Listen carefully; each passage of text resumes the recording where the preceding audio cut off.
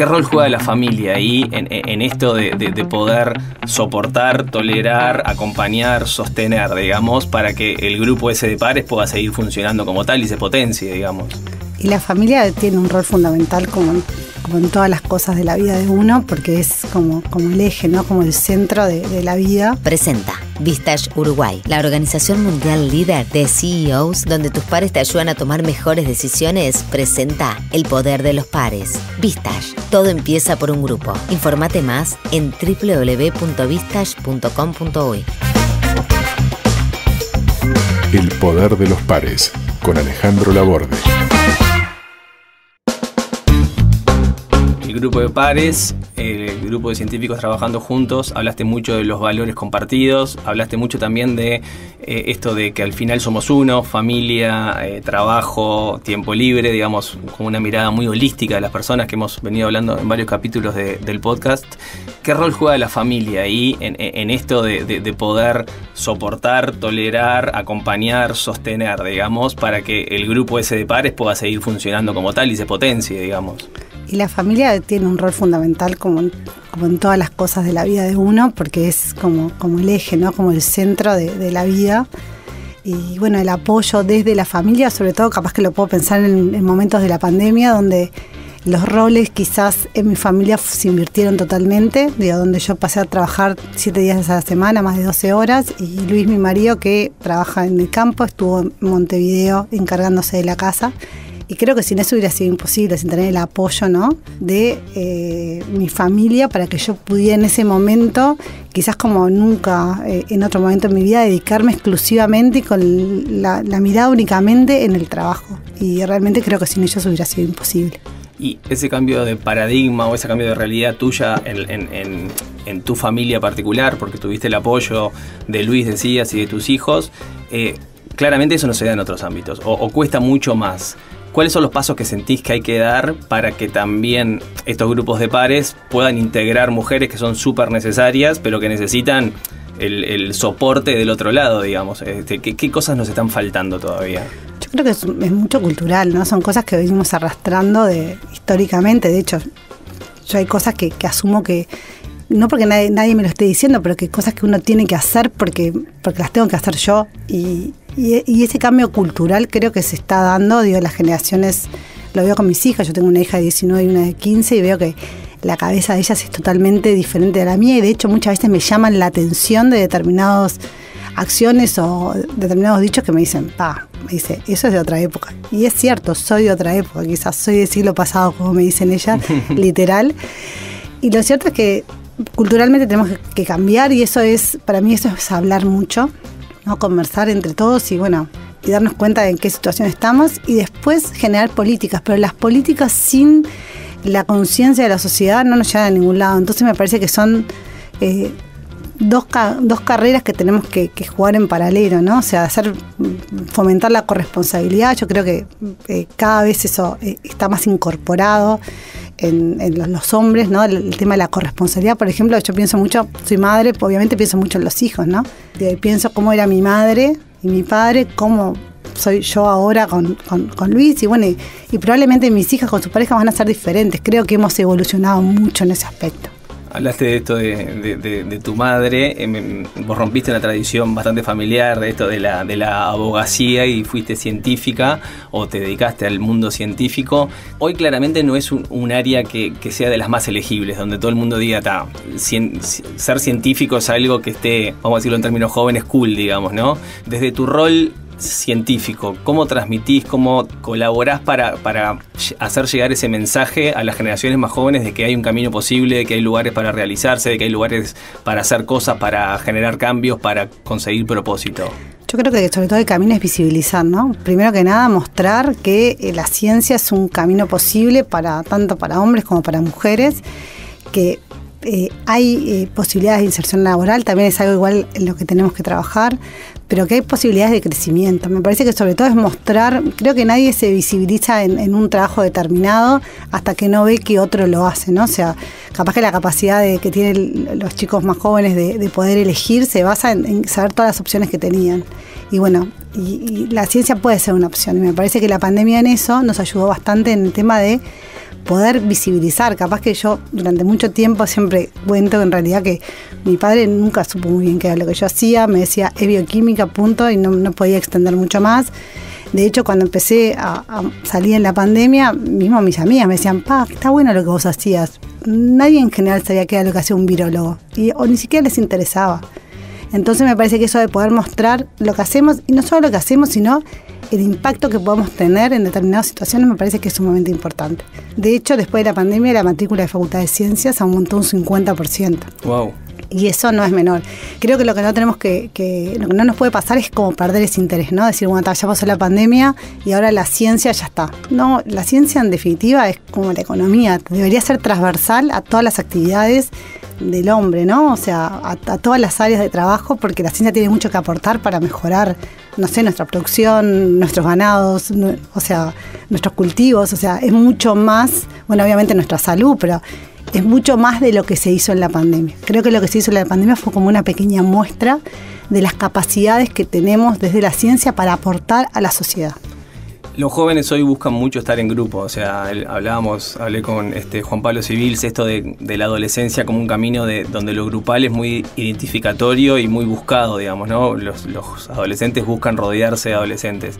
¿Sentís que a veces se visualiza esto, vuelvo al principio, esto de visualizar la ciencia como un lugar muy solitario, y también ahí hay una construcción que desde el mundo científico hay que hacer como un lugar posible para trabajar en grupo, para trabajar con otras personas, para realizarse en sociedad o en ámbitos grupales? Sí, ahí vuelvo a lo mismo, va de la mano de visibilizar el trabajo, porque si nosotros logramos como visibilizar cómo trabajamos nosotros ahora, que en realidad la ciencia es colaboración, la ciencia es trabajo en grupo, y la ciencia, eso de como un solo científico loco en el laboratorio, es algo del pasado.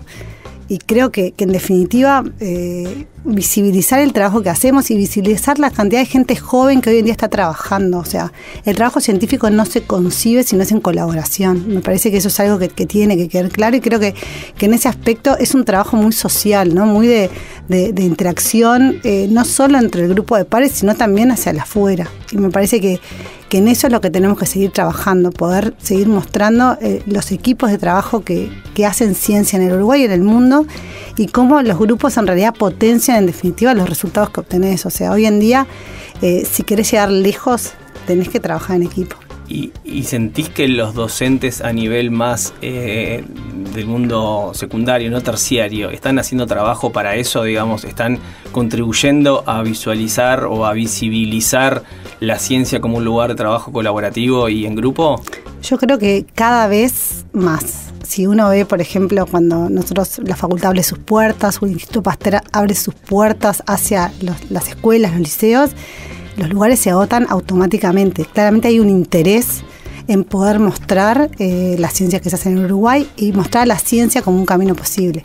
Creo que eso se ha ido incorporando cada vez más en todo lo que son las currículas de trabajo de escuelas y liceos.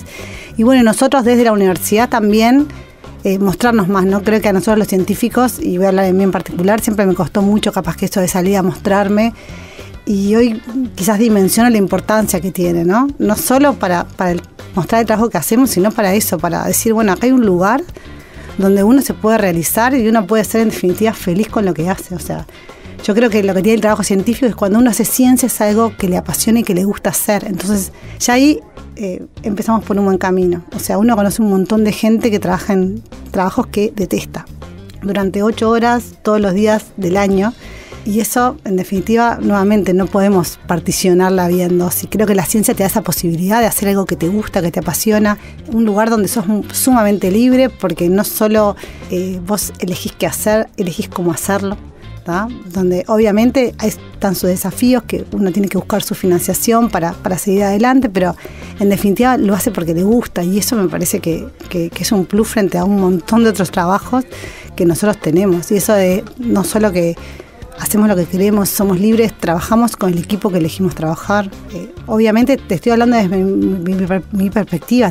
Claramente quizás en todos los grupos no es igual, pero por lo pronto lo que nosotros intentamos desde nuestros lados es dar espacios de ese estilo, y me parece que cualquier adolescente, si le gusta la ciencia, se sentiría muy cómodo haciendo ciencia. Obviamente, no te voy a mentir, es un trabajo sumamente exigente, un trabajo donde uno siempre también muchas frustraciones, pero de eso también aprendes todo el tema de la resiliencia, y siempre decimos, bueno, en la ciencia uno tiene que aprender a caerse y levantarse 500 veces, pero me parece que es un aprendizaje que te sirve para la vida. En ese sentido, en ciencia, son más las perdidas que las ganadas, digamos, claramente. Totalmente. Siempre decimos, o sea, de los experimentos que hacemos o los caminos que elegimos de determinadas investigaciones, la mayoría de las veces nos equivocamos o los experimentos no salen como nosotros creemos, pero las victorias siempre son mucho más grandes y tapan en definitiva todas las perdidas. Entonces, la ciencia tiene un poco de eso, pero también es un aprendizaje, y ahí el equipo pasa a ser muy importante también, porque cuando a alguien algo no le sale o no, y juntarnos, discutir, y también la concepción de que, bueno, si hoy tenemos que ayudar a determinado miembro del equipo a que algo salga y todos nos tenemos que poner atrás de él, lo vamos a hacer. O sea, generar ese estilo de equipo colaborativo pasa a ser fundamental. Colaborativo y de mucha confianza, ¿no? De vuelta te hablo desde la ignorancia o desde los preconceptos que uno ve desde afuera, pero me imagino un mundo de muchos egos, o sea, o de donde el científico sabe mucho de lo que... ¿Qué tan receptivos son a la hora de decir, mira, Pili, en esto la macaneaste, esto fue... O sea, de recibir ese feedback más negativo, de que un par tuyo te diga, mira, creo que acá estuviste mal, o esto no lo hiciste bien, o acá hubo una oportunidad de haber elegido otro camino, vos no lo viste, y quizás el resultado hubiera sido distinto. Sí, bueno, los egos en realidad son importantes a nivel científico y en otras áreas, ¿no? O sea, tampoco nos vamos a mentir. Me parece que eso va mucho también en cómo es cada uno.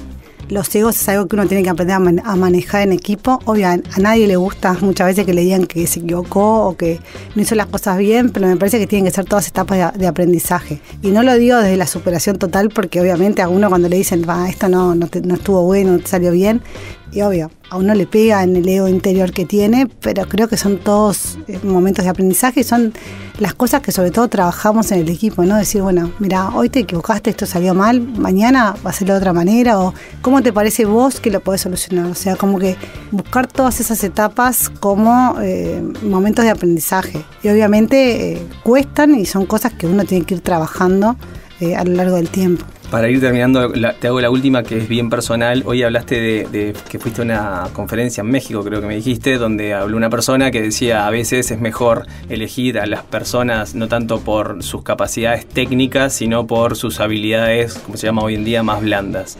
Para vos, a la hora de elegir y conformar un equipo, ¿cuáles son esas habilidades o cuestiones más blandas que mirás o que le prestás mucha atención a la hora de incorporar a alguien a tu equipo? Yo creo que lo más importante son las relaciones interpersonales. Me parece que para tener un equipo sano necesitas tener gente sana dentro del equipo y que sepa relacionarse bien.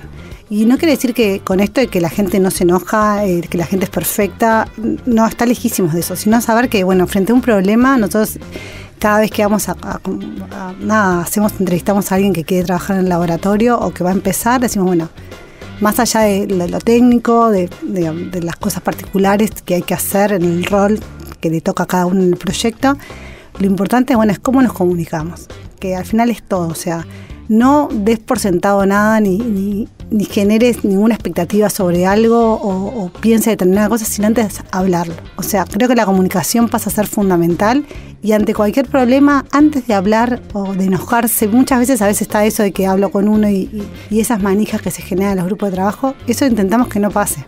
Si hay algún problema, tanto Gonzalo como yo estamos dispuestos para conversar, si es con nosotros o si es entre los miembros del equipo, para ver de qué forma solucionamos o limamos las rispideces que pueda haber. O sea, no somos un grupo perfecto, obviamente hay cosas que siempre pasan, pero me parece que el camino siempre es la confianza y la comunicación. Y eso es lo que nosotros en realidad propiciamos desde ese coliderazgo que muchas veces es difícil, porque nosotros previamente nos tenemos que poner de acuerdo en muchas cosas, pero suma mucho al grupo porque somos diferentes y aportamos al grupo cosas diferentes. Entonces, en ese ser dos, creo que abarcamos una amplia gama de habilidades y logramos en realidad que la gente se sienta cómoda. Nosotros a fin de año siempre intentamos hacer como una puesta a punto, ¿viste? Es un cierre, generalmente a través de alguna dinámica que todos participen. Y la verdad que la sensación de que todos quieran participar, de que todos quieran ser parte de la dinámica, o que te digan, para mí el grupo fue importantísimo porque yo este año tuve un año muy difícil, ir a trabajar para mí era como un desahogo. Y para mí lograr eso creo que al final es mucho más importante que quizás algún otro logro científico, ¿no? Lograr que la gente quiera ir a trabajar, que le guste el grupo donde esté, que se sienta realizado, y creo que al final los resultados vienen porque la gente trabaja feliz. Buenísimo, como cuando te invité a hablar acá en el podcast, era esto de darle una mirada grupal a un mundo que de afuera a veces se visualiza como muy, muy solitario. Creo que transitamos un montón esto del trabajo en equipo y la importancia de los pares, así que te agradezco un montón todos los conceptos que vertiste acá en este rato charlando juntos. Muchas gracias. Bueno, Ale, muchísimas gracias a vos. Presentó Vistage Uruguay, la organización mundial líder de CEOs donde tus pares te ayudan a tomar mejores decisiones. Presenta El Poder de los Pares. Vistage, todo empieza por un grupo. Informate más en www.vistage.com.uy. El Poder de los Pares, con Alejandro Laborde.